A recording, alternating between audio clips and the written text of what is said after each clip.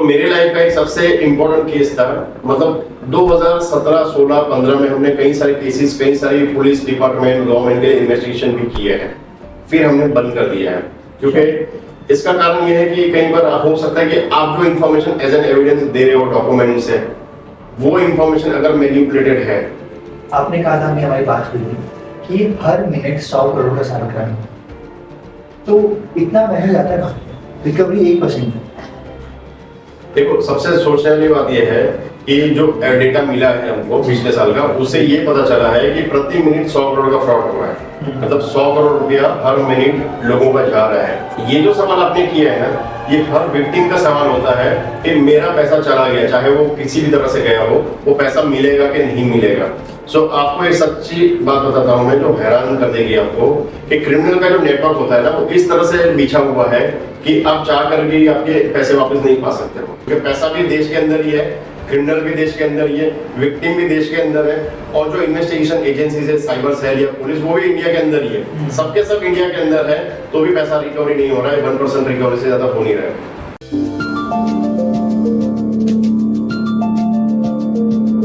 नमस्ते सर जी, कैसे नमस्ते, हैं? बहुत बढ़िया सर। ओके, मैं स्टार्टिंग करना चाहता हूँ आपके फील्ड से, साइबर क्राइम। आपने क्यों चॉइस किया है फील्ड को? साइबर क्राइम अलग है, साइबर सिक्योरिटी अलग है, साइबर क्राइम अवेयरनेस अलग है। हमारा जो फील्ड है वो साइबर क्राइम अवेयरनेस है, जबकि ये साइबर सिक्योरिटी में ही आता है। बट हमारा जो स्पेशलिटी है वो साइबर क्राइम अवेयरनेस है। हमने साइबर क्राइम अवेयरनेस में काम किया है, और ये फील्ड में आने का एक कारण ये था कि आज से 15 साल पहले जब मैंने साइबर क्राइम के बारे में जाना था कि किस तरह से पैसे उड़ जाते हैं, किस तरह से कोई किसी को ब्लैकमेल करता है, किसी तरह से कोई किसी के इन्फॉर्मेशन चोरी कर लेता है, ये बहुत विचित्र थी। और उस टाइम पे मुझे ऐसा लगा कि इस फील्ड में आना चाहिए और लोगों को अवेयर करना चाहिए। वैसे तो मैं बोलोगे तो मैं क्रिमिनल माइंड हूँ, मुझे क्राइम बहुत जल्दी समझ में आता है, और अगर कोई क्राइम हो रहा है या करना है तो मैं बहुत अच्छी सजेशन दे सकता हूँ, जो कि मैं करता नहीं हूँ। बट इसी चीज को मैं पॉजिटिव वे में लेकर जा रहा हूँ कि क्रिमिनल किस तरह से क्राइम करते हैं और हम लोगों को कैसे से बचा सकते हैं। ये सोच के मैंने स्टार्ट किया कि हम साइबर क्राइम अवेयरनेस के सेशंस, सेमिनार्स चालू करेंगे पब्लिक के लिए, और ये फ्री करेंगे। इसमें हम ना तो किसी से पैसा लेंगे, ना तो किसी से डोनेशन लेंगे, ना तो कोई जात का मॉनेटरी बेनिफिट लेंगे किसी से। ये पूरा हम लोग अपने से फ्री करेंगे। इसी सोच के साथ में मैंने 2012 से हमने सेमिनार्स करना शुरू कर दिए मुंबई में और कई जगहों पे। ओके, पहला आप केस भी बताइए ना, जो अभी आपने बताया मुझे ऑफ कैमरा। ओके, मेरे लाइफ का एक सबसे इम्पोर्टेंट केस था। मतलब 2017, 16, 15 में हमने कई सारे केसेस, कई सारी पुलिस डिपार्टमेंट, गवर्नमेंट के इन्वेस्टिगेशन भी किए हैं, फिर हमने बंद कर दिया है। क्योंकि इसका कारण ये है कि कई बार हो सकता है कि आप जो इन्फॉर्मेशन एज एन एविडेंस दे रहे हो डॉक्यूमेंट से, वो इन्फॉर्मेशन अगर मैनिपुलेटेड है या फैब्रिकेटेड है, लेकिन आप इन्फॉर्मेशन जो दे रहे हो एज पर डिवाइस है, तो आपने जो रिपोर्ट बना के दी है, वो रिपोर्ट में जो इन्फॉर्मेशन दी गई है उसके ऊपर जजमेंट होता है। बट अगर आपको जो डॉक्यूमेंट दिया है या डिवाइस दिया है, उसकी डॉक्यूमेंट अगर मैनिपुलेटेड है, तो आप क्या करोगे? फॉर एग्जांपल, मैंने एक ऑडियो क्लिप है, इसमें दो बंदे लोग आपस में झगड़ा कर रहे हैं, दोनों में एक दूसरे को गाली दे रहे हैं। अब उसको एडिट करके मुझे दिया गया है कि उसमें एक बंदा है जिसकी सारी गालियां या गलत शब्द निकाल दिए गए हैं, और दूसरा जो पक्ष है उसके ही गाली वाले शब्द मुझे दिए गए, और मैं ऑडिट अपने पास जा रहा हूँ, एज एन एविडेंस निकाल रहा हूँ उसमें से। तो मैं क्या रिपोर्ट दूंगा कि पर्टिकुलर एक ही बंदे ने उसमें गाली दी है, दूसरे ने नहीं दी है? तो मेरा कंक्लूजन क्या आएगा कि ये बंदा सही है, गलत है, लेकिन वो फैब्रिकेटेड है, मुझे पता नहीं था, इसलिए मैं गलत डिसीजन दे रहा हूँ, जिसके ऊपर किसी की जिंदगी बर्बाद हो सकती है। ऐसे एविडेंसेस बहुत होते हैं। तो ये एक केस ऐसा है जिंदगी का मेरा। उसके बाद हमने केस लेना ही बंद कर दिया। किसी का अगर पुलिस डिपार्टमेंट से भी आता है इन्वेस्टिगेशन, हम नहीं करते हैं। केस ये है, बहुत अच्छी कहानी है, ये हमारे ऑडियंस को बहुत अच्छी लगेगी जान के, वीडियो देखकर। स्टोरी ये है कि 2016 की बात है। एक लड़की थी, एक लड़की थी, इसका नाम था रेशमा। बहुत सुंदर थी, अच्छी थी, शादीशुदा थी, करीबन 30 साल के आसपास की उम्र थी, और दिखने में भी अच्छे ठीक ठाक परिवार से थी। अब वो एक दिन हमारे पास में आई। वैसे तो हम किसी की सिफारिश लेते नहीं है, कुछ इन्वेस्टिगेशन वगैरह करते नहीं है, लीगली भी अलाउ नहीं और इलीगली भी हम नहीं करते हैं। बट एक फ्रेंड के रेफरेंस से आई कि लड़की बहुत परेशान है, इसका पति बाहर अफेयर कर रहा है, और हमको खाली प्रूफ चाहिए कि उसका पति अफेयर कर रहा है, ताकि ये लोग का फैमिली में वो डिसीजन हो जाए कि साथ में रहना है कि नहीं रहना है। बच्चे भी थे उनके, पर मुझे इंस्टेंटली मैंने मना किया। पर जिनके रेफरेंस आया था वो बहुत पुराने फ्रेंड थे मेरे, 10 साल पुराने फ्रेंड थे। तो मैंने चलो ये केस में हम इन्वेस्टिगेशन करते हैं और इनको बताते हैं कि इनके पति जेन्युइन है या फ्रॉड है या चीटर है। सो कहानी ये हुई, पहले तो उनका जो बॉडी लैंग्वेज था उसे देखकर मुझे लगा कि ये लेडी का कुछ अफेयर हो सकता है। इनके पति को मैंने देखा नहीं था, लेकिन इन्वेस्टिगेशन शुरू की हमने उनको क्या कहा कि मैडम आपके पति के फ़ोन में ये एक एप्लीकेशन है जो हमने खुद बनाया हुआ है, ये एप्लीकेशन आप अपने पति के फ़ोन में इंस्टॉल कर देना जब वो सो जाए तभी, और इस एप्लीकेशन के थ्रू उनकी कॉल रिकॉर्डिंग्स, उनके व्हाट्सअप लोकेशंस, आने वाले incoming calls, outgoing calls, miss calls, WhatsApp chats, ये सारी इंफॉर्मेशन हमारे पास में आ जाएगी। तो इसके ऊपर हम जज कर पाएंगे कि आपके पति जेन्युइन इंसान है या नहीं है।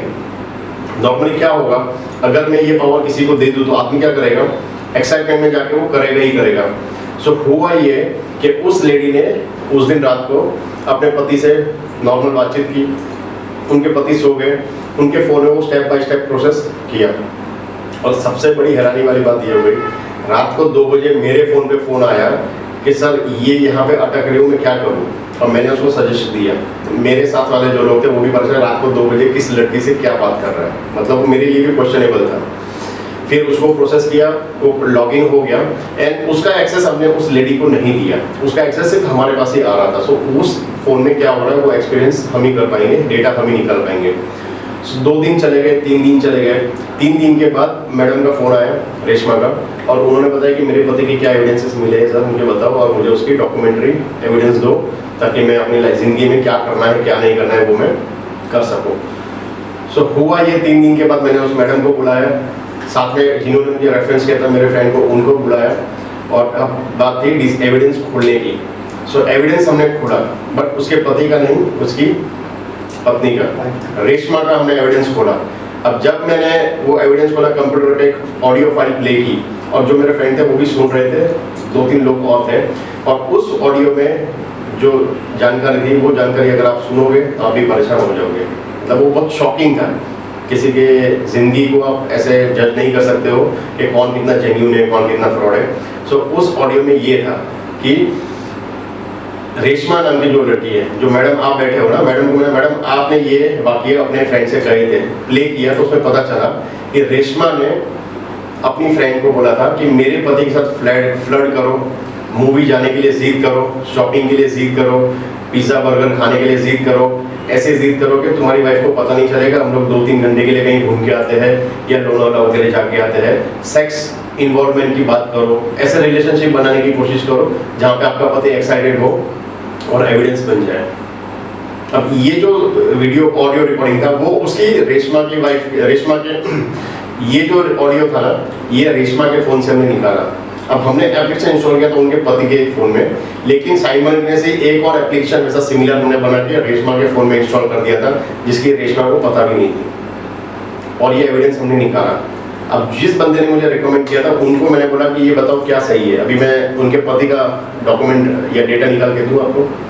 ये बहुत शॉकिंग न्यूज़ था मेरे लिए, और जिस दिन ये चीज़ बाहर आई उनके सामने, वो रेशमा तो वहाँ से उठ के चली गई क्योंकि पता चला कि मैं ही दोषी हूँ। बट इसमें एक्चुअली था क्या कि वो रेशमा है ना, अपने पति के साथ खुश नहीं थी, उसका कहीं और अफेयर चल रहा था। तो अपने पति को दोषी ठहराने के लिए एक बैकग्राउंड में प्लान किया था अपनी फ्रेंड के साथ में, जिससे वो अपने फ्रेंड के साथ फ्लर्ट करती हुई एविडेंस क्रिएट कर दे। व्हाट्सएप पे चैट्स है, कॉल्स है, SMS है, इसके ज़रिए वो हमारे पास आए और अपने पति को दोषी ठहराए। सो उस दिन मैंने ये रियलाइज़ किया कि अगर मैंने रेशमा के फ़ोन में वो नहीं डाला होता तो आज हम किसी का डाइवोर्स करवा देते थे, कोई इनोसेंट पति को हम जेल भी कर सकते थे, बदनाम कर सकते थे या मार भी खिला सकते थे। सो उस दिन के बाद हमने कसम खाई कि भाई आज के बाद किसी के फ़ोन को हैक नहीं करना है, किसी की इन्वेस्टिगेशन नहीं करना है, किसी को निर्दोष या किसी को दोषी साबित नहीं करना है। सो ये जो भी लोग करते हैं, मैं उनको भी ये कहना चाहूँगा कि अगर आप पति पत्नी से खुश नहीं हो तो बैठ के डिसीजन लो, बट इस तरह का बैकग्राउंड में जाके इन्वेस्टिगेशन करना या किसी को सुपारी देना, ये जांच पड़ताल करने देना, ये गलत है। ओके, मुझे एक और बात याद करना है पूरे पॉडकास्ट में। आपने कहा था, हमारी बात हुई थी कि हर मिनट 100 करोड़ का साइबर क्राइम, तो इतना महंगा जाता है ना, रिकवरी 1% है। देखो, सबसे सोचने वाली बात यह है कि जो डेटा मिला है हमको पिछले साल का, उससे ये पता चला है कि प्रति मिनट 100 करोड़ का फ्रॉड हो रहा है। मतलब 100 करोड़ रुपया हर मिनट लोगों का जा रहा है, ये साइबर क्रिमिनल्स चुराते हैं। इसका जो 99.99% पेमेंट है सब ऑनलाइन बैंक ट्रांसफर ही हो रहा है, या तो इंटरनेट बैंकिंग में जा रहा है, या तो यूपीआई से जा रहा है, या तो डेबिट कार्ड क्रेडिट कार्ड से जा रहा है। तो ये पैसा एक अकाउंट से दूसरे अकाउंट में जा रहा है, वहाँ से अलग अलग जगह पे फ्लो हो रहा है, वहाँ से अलग अलग जगह पे फ्लो हो रहा है और निकल रहा है। सो ये सबसे सोचने वाली बात ये है कि जो 100 करोड़ रुपया प्रति मिनट फ्रॉड हो रहा है उसका रिकवरी कितना है। सो रिकवरी 1% भी नहीं है। आज हम इंडिया की बात करें तो हमारी बहुत बुरी स्थिति है साइबर क्राइम में। हम लोग दुनिया में सबसे फर्स्ट नंबर पे है सबसे ज़्यादा साइबर क्राइम होने में। इन सबसे ज़्यादा रिकवरी की बात करें तो भारत की जो रिकवरी है वो 1% से भी कम है। सो सवाल ये भी है कि बाकी का पैसा जो 99% जो पैसा फ्रॉड हो रहा है, जो ऑफिशियली वाइट में जा रहा है, वो कहाँ जा रहा है। सो ये पैसा नहीं मिलता है। आज पुलिस के पास भी इसका कोई जवाब नहीं है। अब अच्छे में अच्छे पुलिस ऑफिसर या कोई भी स्टेट के जो हेड है डीजीपी या एडीजीपी, उनको पूछ लो कि सर आपके स्टेट में इतना फ्रॉड हुआ है, आप 1% ज़्यादा रिकवरी नहीं कर पाए, तो उसका कारण क्या है। तो उनके पास भी कोई जवाब नहीं है।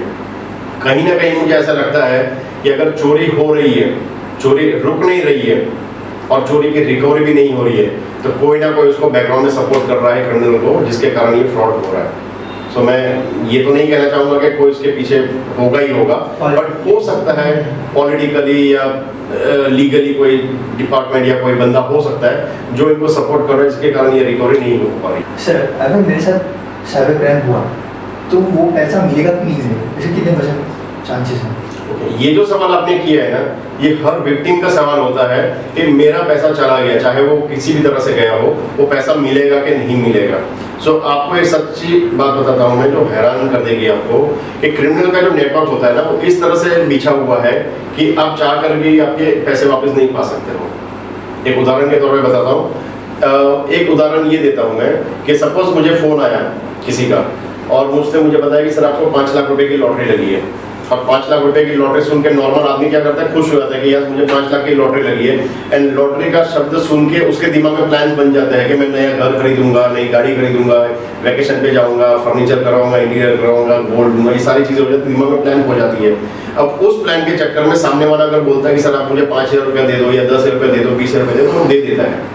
सो हुआ ये कि समझो एक केस में कि 5 लाख रुपए की लॉटरी लगी, सामने वाले ने बोला कि सर आपको 5% टैक्स भरना है, तो आप 50,000 रुपीज़ या 25,000 रुपीज़ इस अकाउंट में ट्रांसफर कर दो। उस बंदे ने उस अकाउंट में ट्रांसफर कर दिया 25,000। उसको बोला कि सर और 25,000 पे कर दो, आपको ये गवर्नमेंट की ड्यूटी भरनी है। उसने और 25,000 भर दिया, मतलब 5 लाख लेने के चक्कर में 50,000 दे दिए।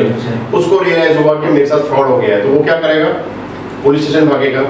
अब केस में जब पुलिस स्टेशन जाता है बंदा और उसने जाके रजूआत की कि सर मेरे साथ ये फ्रॉड हो गया 50,000 रुपये का और यहाँ पे मुझे पैसा मेरा वापस चाहिए, तो सबसे पहली चीज़ होती है कि इन्वेस्टिगेशन। तो अब यहाँ पे इन्वेस्टिगेशन इस तरह से होती है कि पहले जिस बंदे ने फ़ोन करके आपको बोला था कि सर आपको लॉटरी लगी है 5 लाख रुपए की, बराबर है, उसका लोकेशन ट्रेस किया जाएगा। सो अगर आप मुंबई में बैठे हो और आपका लोकेशन मिल रहा है कलकत्ता में, बराबर, तो पुलिस उस 50,000 के लिए कलकत्ता जाएगी? नहीं जाएगी, क्योंकि उससे ज़्यादा आने जाने का खर्चा हो जाएगा। इन्वेस्टिगेशन पार्ट 2, जब वो पैसा मेरे अकाउंट से सामने वाले के अकाउंट में क्रेडिट हुआ, तो वो कोई मोबाइल एप्लीकेशन के थ्रू गया होगा, तो वो जो एप्लीकेशन के थ्रू पैसा गया है उसका लोकेशन जब फाइंड आउट किया तो वो समझो न्यू दिल्ली में है। सब पुलिस कोलकाता जाएगी या न्यू दिल्ली जाएगी? तो वो लोग कोऑर्डिनेट नहीं कर सकते पुलिस से? आगे मैं बताता हूँ। थर्ड चीज़, पैसा डिपॉजिट हुआ है, वो पैसा विड्रॉ हो तो वो पैसा किस बैंक में गया, मतलब कौन से बैंक में गया, वो चेक किया जाता है। सो मालूम पड़ा कि जो बैंक में अकाउंट ओपन किया गया था वो अकाउंट कहीं कन्याकुमारी में ओपन है। सो पुलिस कन्याकुमारी जाएगी, इन्वेस्टिगेशन जाना चाहिए लेकिन नहीं जाएगी। फिर पैसा विड्रॉ कहाँ पे हुआ? सो जब पैसा विड्रॉ हुआ है तो मालूम पड़ा कि गुजरात के कोई शहर में पैसा विड्रॉ हुआ है, एटीएम के थ्रू या किसी तरह से वो पैसे विड्रॉ हुआ है। तो यहाँ पे अभी पुलिस जा रही है अहमदाबाद, जाके भी कुछ मिलेगा नहीं, पैसा निकल चुका है। एंड जब लास्ट में इन्वेस्टिगेशन में हम लोग चेक करते हैं तो जिस बंदे के नाम पे अकाउंट ओपन किया गया है वो कहीं आपको विशाखापट्टनम में मिलेगा या आंध्र प्रदेश में मिलेगा, जिसको पता भी नहीं है कि उसके नाम पे अकाउंट ओपन है। क्यों? क्योंकि कहीं से उसके केवाईसी चुराए गए हैं, उनके फिंगरप्रिंट लेकर, या आज की तारीख में ये भी होता है कि जो लोकल पब्लिक है, जो मजदूर है या जो रिक्शा चलाते हैं या जो लेबर है, वो अपना अकाउंट भाड़े पे देते हैं। आपने कभी सुना है बैंक अकाउंट भाड़े पे देते हैं? नहीं सुना है ना? तो ऐसे बहुत सारे लोग हैं जो अपना अकाउंट रेंट पे देते हैं, जिनको 5 या 10 रुपये महीने का रेंट मिलता है, और वो अकाउंट क्रिमिनल यूज करते हैं अपने इलीगल मनी को ट्रांसफर करने के लिए। सो ये केस में 50,000 के लिए पुलिस कहाँ जाएगी? कलकत्ता जाएगी, दिल्ली जाएगी, विशाखापट्टनम जाएगी, अहमदाबाद जाएगी या केरला जाएगी। So, इसी तरह से नहीं मिलता पैसा। ये जो नेटवर्क है ना, ये पूरा ऑर्गेनाइज नेटवर्क है। ये एक ही कॉल सेंटर होता है जिनके अलग अलग डिपार्टमेंट होते हैं, तो इन्वेस्टिगेशन में पुलिस ना पकड़ सके इसलिए अलग अलग जगह पे बैठे रहते हैं, और इसी कारण रिकवरी नहीं होती है। आज रिकवरी रेट जो मैंने बोला कि 1% से भी कम है या 5% से भी कम है, तो उसका कारण एक ही है कि क्रिमिनल कहीं और बैठा है, पैसे लेने वाला कहीं और बैठा है, पैसा निकालने वाला कहीं और बैठा है, और जिसके नाम पे अकाउंट है वो कहीं और बैठा है। तो पैसे की रिकवरी इस तरह से होती नहीं है। अच्छा शैलेश जी, आप इतना बता रहे हैं डीपली कि आपको इतना पता है, तो आप ये भी बताइए ना कि इनको बैक सपोर्ट है या नहीं है आपके हिसाब से? क्योंकि कोई लीगली तो इतना जल्दी नहीं कर सकता, देखो कहीं ना कहीं पकड़ा जाएगा। अच्छा, मैं एक उदाहरण देता हूँ आपको कि आपको कोई काम करना है जो इलीगल है, तो आप लीगली कर सकते हो, इलीगल काम को लीगली नहीं कर सकते हो, राइट? इलीगल काम को आपको इलीगली ही करना है। और इलीगल काम कहाँ से होता है, कैसे होता है?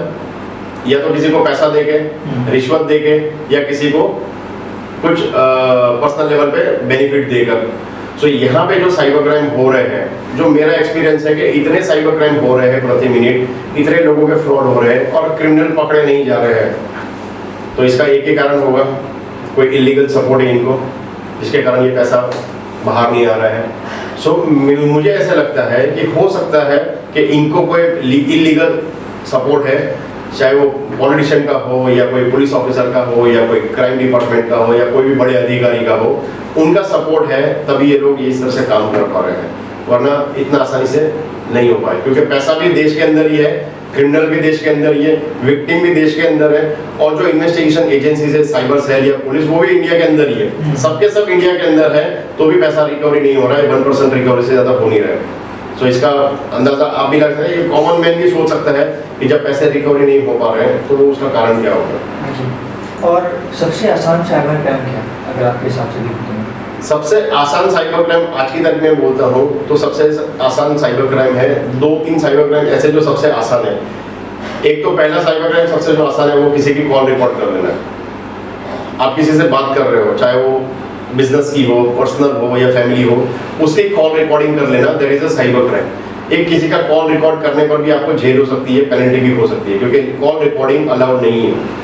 आप अगर सोचते हो कि मैं कॉल रिकॉर्डिंग कर लूंगा, सामने वाले को पता नहीं चलेगा, तो वो आप रॉन्ग सोचते हो, लीगली ये अलाउड नहीं है। तो सबसे सिंपल साइबर क्राइम है कि किसी का कॉल रिकॉर्ड कर लेना। सेकेंड चीज, हम किसी को फोन करके अपना गलत इंफॉर्मेशन देते हैं। फॉर एग्जांपल नॉर्मली ये ऑफिस में या शादीशुदा लाइफ में होता है कि बंदा बैठा है कहीं गोवा में पिकनिक के लिए गया है और बोल रहा है कि सर मैं ऑफिस आवर्स के लिए मीटिंग में बैठा हूँ और मैं बिजनेस मीट के लिए आया हूँ। सो ये गलत इंफॉर्मेशन देना, ये भी एक साइबर क्राइम है, बिकॉज आप किसी को रॉन्ग इंफॉर्मेशन शेयर कर रहे हो, ये साइबर क्राइम है।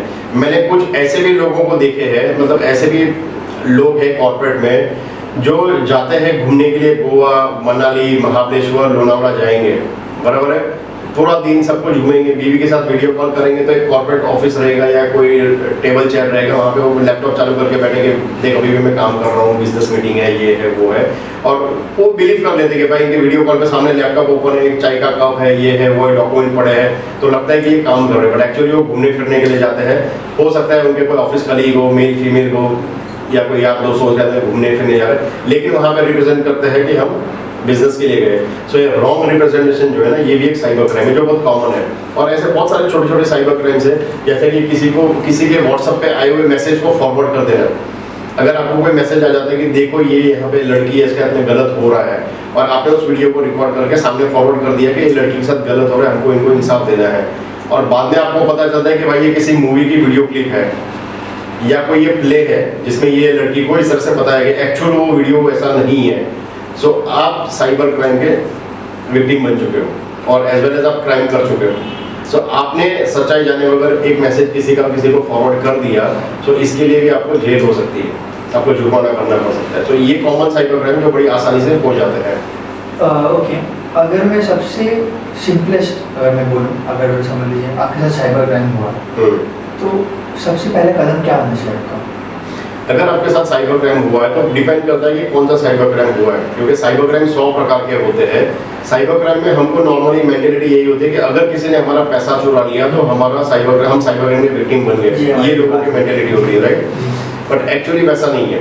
एक्चुअल में क्या होता है कि आपका डेटा कोई चुरा रहा है, आपकी call locations, call logs, for example जैसे कि आपके फ़ोन में 50 साल एप्लीकेशन होंगे। हाँ। एक सबसे सिंपल मैं बोल देता हूँ, आप व्हाट्सअप इस्तेमाल करते हैं, तो व्हाट्सअप पे जो हम चैटिंग करते हैं हमको पता है कि एनक्रिप्टेड है, बट जैसे वो व्हाट्सअप आपके फ़ोन में डेटा आता है तो वो डेटा कहीं ना कहीं लिया जाता है अपने मार्केटिंग के लिए। फॉर एग्जांपल आपने यूट्यूब पे कोई वीडियो सर्च किया, जैसे कि आपने एक सर्च कर दिया कि मुझे पाव भाजी खाना है या पाव भाजी की रेसिपी क्या है, तो आपने जो सर्च किया है वो इन्फॉर्मेशन लिया जाता है बैकग्राउंड में से बाकी सारे एप्लीकेशन द्वारा, और आपको एडवर्टाइजमेंट उसी की दी जाती है। सपोज आपने एक मैसेज डाल दिया कि पाव भाजी कैसे बनाते हैं, तो हो सकता है कि स्विगी, जोमेटो या कोई फूड कंपनी की मैसेज आएगी सर 10 रुपये पाव भाजी आपके घर पे डिलीवरी हो जाएगी, ऑर्डर करने के लिए यहाँ पे क्लिक कीजिए। होता है, हो सकता है, या हो सकता है कोई शॉपिंग कंपनी की एडवर्टाइजमेंट आ जाए कि पाव भाजी बनाना है आसान, सारी इंग्रेडिएंट्स हम आपको घर पे पहुंचाएंगे 20 मिनट में, या 10 मिनट में आपके घर पे सारे इंग्रेडिएंट्स आ जाएंगे, आप घर पे पाव भाजी बनाइए। किसी मसाले की आ जाए, किसी तेल की आ जाए, कोई डॉक्टर की आ जाए, या हो सकता है। तो ये सारे जो इन्फॉर्मेशन आपके फ़ोन से चोरी हो रही है, ये सारे साइबर क्राइम्स हैं। सो आपको हमको लगता है कि सिर्फ पैसा चोरी हो जाता है तो हम साइबर क्राइम में शिकार नहीं, आपकी इन्फॉर्मेशन भी चोरी हो रही है। एंड सबसे अजीब बात मैं आपको ये बताऊँ कि हम लोग मोबाइल में लोकेशन ऑन ऑफ रखते हैं, तो आपको लगता है कि जब आप लोकेशन ऑफ रखते हो तो किसी को लोकेशन आपको पता नहीं चलता है? ऑफकोर्स नहीं लगता रहेगा। ये हमारी गलतफहमी है, हम इस गलतफहमी में जी रहे कि हमने जब लोकेशन ऑन रखा है तभी बाकी लोगों को पता चलता है कि हमारा लोकेशन ऑन है। बट अगर आप यूपीआई से पेमेंट कर रहे हो किसी को और आपने लोकेशन ऑफ रखा है, तो आपका जो ट्रांजेक्शन हुआ है उस ट्रांजेक्शन के बेस पे उनको लोकेशन पता चलता है कि ये ट्रांजेक्शन मुंबई से हुआ है, दिल्ली से हुआ है, यूपी से हुआ है, जहाँ से हुआ है वो लोकेशन उनको पता चल जाता है। सो इंटरनेट पे जब हमारा डेटा आता है तो वहाँ पे लोकेशन भी जाता है। और अगर किसी का फाइनेंशियल फ्रॉड हो जाता है तो सबसे पहली चीज होना चाहिए 1930, ये हमारे देश की साइबर हेल्पलाइन है। अगर सामने वाले बंदे ने पैसे नहीं निकाले हैं तो ये पूरे के पूरा 5 लाख फ्रीज कर देगी गवर्नमेंट, और हमको फिर वो पैसा वापस मिलने का चांसेस होता है। अगर उसने पैसे निकाल दिए हैं तो चांसेस कम हो जाता है पैसा मिलने का। और एक सबसे बड़ी ताज्जुब की बात यह है कि रिजर्व बैंक की जो गाइडलाइंस है उसमें ये बताया जाता है कि अगर आप 3 दिन में बैंक को कंप्लेंट करते हो तो आपका पैसा आपको 100% मिल जाना चाहिए। 7 से 10 दिन में करते हो तो आपको 50% मिलना चाहिए, एंड 10 दिन के बाद करते हो तो हो सकता है कि बैंक पैसा दे या ना दे। बट 99.99% केसेस में ऐसे हुआ है कि बैंक ने पैसा देने से इनकार कर दिया है, क्योंकि वो प्रोसेस इतना लंबा होता है। ये प्रोसेस लंबा नहीं होता है। यहाँ पे दो बैंक का नॉर्म्स क्या है कि अगर आपके साथ फ्रॉड हुआ है तो हम आपका पैसा इंश्योरेंस कंपनी से देंगे। सो बैंक क्या करती है, बैंक वाले कामचोर होते हैं, इनको क्या है कि लोगों को पैसा वापस देना नहीं, क्योंकि ये जब इंश्योरेंस के लिए क्लेम करने जाएंगे तो इनकी रेटिंग्स पे इफेक्ट पड़ेगा, तो ये कंज्यूमर को मना कर देते हैं कि आपका पैसा मिलेगा नहीं, आपको जहां जाना है वहां जाओ। सो कंज्यूमर के पास क्या होता है कि या तो आरबीआई को कंप्लेंट करें, तो आरबीआई का 1 से 3 महीने का प्रोसेस है, उतना पेशेंस किसी के पास है नहीं। या तो कंज्यूमर फोरम में जाओ, कंज्यूमर फोरम में या तो 2 साल 3 साल तक केस चलता है, एक 20, 25, 50 हजार 1 लाख रुपए के लिए आप 3 साल वेट कर रहे हो। सो ये भी गलत है। सो बैंक के पास ये पावर होता है कि वो इंस्टेंटली रिजेक्ट कर दे, आपको जहां जाना है वहां जाओ, हम आपका पैसा नहीं देंगे। सो आरबीआई की गाइडलाइंस का यहाँ पे उल्लंघन किया जाता है, जिससे कि विक्टिम परेशान होता है। और इसी के कारण आज की तारीख में देश में 50% से ज्यादा लोग यूपीआई और डेबिट कार्ड, क्रेडिट कार्ड पे बिलीव ही नहीं करते, उनको रोकड़ा ही पैसा चाहिए।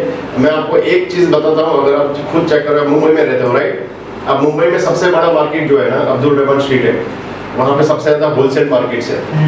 आप वहाँ पे चले जाओ, मैं आपको ये गारंटी देता हूँ कि 50% से ज्यादा लोग आपसे यूपीआई पेमेंट लेंगे ही नहीं। क्यों? उनको रोकड़ा ही चाहिए। हाँ। क्यों चाहिए रोकड़ा?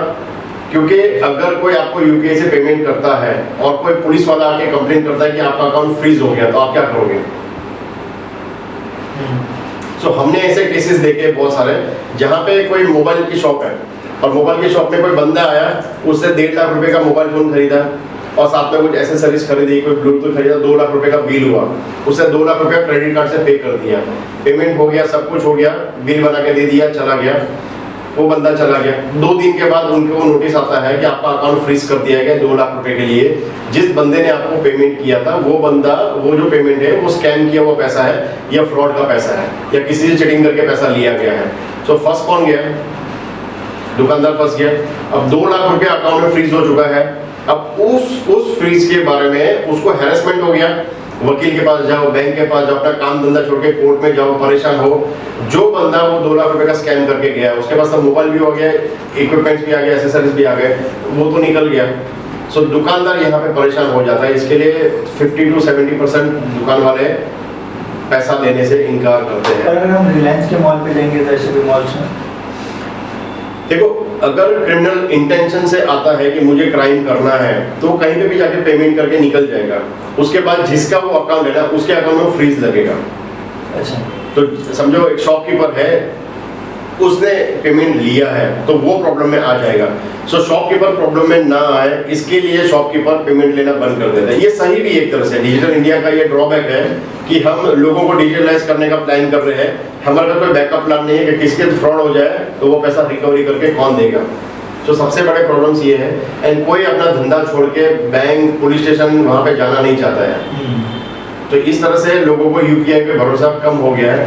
आज की तारीख में 10,000 20,000 रुपया लोग पे करते हैं, लेकिन जो बड़े दुकान वाले हैं, फॉर एग्जांपल मैं अब्दुल रहमान स्ट्रीट पे अगर आप जाते हो और वहाँ पे आप एक वॉलपेपर वाले की दुकान पे जाते हो तो वो लाखों रुपए का बिजनेस करते हैं पर डे। सो अगर एक ट्रांजेक्शन के लिए भी उनको हैरेसमेंट होना पड़ा तो उससे अच्छा कि वो लोग मना ही कर देते हैं। तो हमारे देश का ये दुर्भाग्य है कि इसके ऊपर कोई सोच नहीं रहा है और विक्टिम्स परेशान हो रहा है। एंड 6-6 महीना, 1-1 साल, 2-2 साल तक अकाउंट फ्रीज करके पड़े होते हैं। जब अकाउंट फ्रीजिंग की एक बात मुझे बहुत अच्छी से याद है कि गुजरात के होम मिनिस्टर जो थे अपने हर्ष सांघवी जी, उन्होंने पिछले साल अगस्त महीने में 28,000 अकाउंट को अनफ्रीज करवाया जो नॉर्मल इनोसेंट लोगों के थे। अगर इतने अकाउंट हमको अनफ्रीज करवाए तो कोर्ट की प्रोसीजर 6 महीना, 1 साल, 2 साल जाता है। बट उन्होंने ये इंस्टेंट डिसीजन लिया। गुजरात पुलिस को तो मैं सैल्यूट करना चाहूंगा इस डिसीजन के लिए कि उन्होंने 28,000 जो कॉमन आदमी है जिनके अकाउंट फ्रीज किए गए थे, कोई 200 रुपया, कोई 500 रुपया, कोई 100 रुपया, कोई 1000 रुपया, 1200 रुपया, 1 लाख रुपया, उसको अनफ्रीज किया विद सर्टेन एविडेंस। और ये कदम हमारे देश की हर स्टेट की पुलिस ने लेना चाहिए। सो मुझे खुशी होती है उन व्यक्ति के बारे में जान के कि जिनका 200 रुपए के लिए अकाउंट फ्रीज कर दिया गया। ना तो वो जी सकते हैं, ना तो बिजनेस कर सकते हैं, भरोसा उठ जाता है। सो ये जो डिसीजन गुजरात पुलिस ने जो लिया था वो सैल्यूट करने लायक है।